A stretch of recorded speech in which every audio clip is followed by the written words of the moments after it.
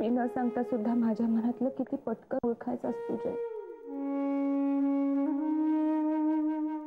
आज किती सहजपणे बोलून गेलास.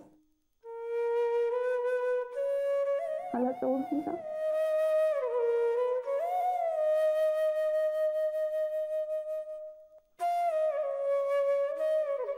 सॉरी आदिती, मला आता हा त्रास नाही सहन होते ग. स्वतःच घर नाही वाचवू शकत मी आणि एकत्र कुटुंबाची कसली भाषा करतोय. मी अशी एकत्र घराची एकत्र कुटुंबाची भाषा करायला लागलो की या लोकांना वाटतं की मी स्वतःच्या बळावर स्वतःच्या बायकोला पोसू शकत नाही. यांना वाटतं हे जर निघून गेलं तर मी आर्थिकदृष्ट्या अडकेल म्हणून मी यांना थांबवतोय. नेहमी माझ्या वागण्या बोलण्याचा चुकीचाच अर्थ काढत आलेत काय.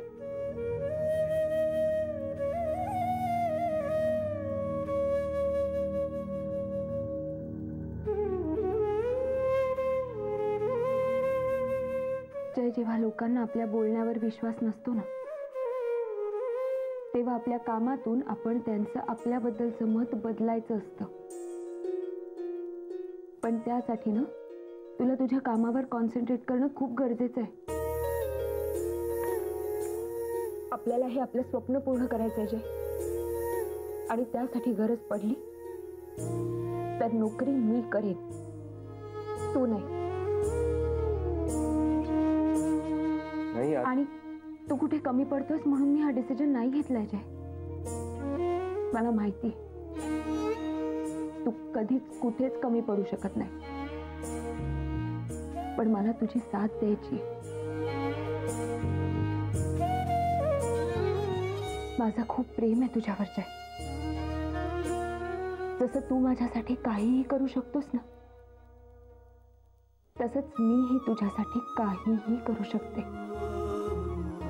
नोकरी खूप छोटी गोष्ट आहे.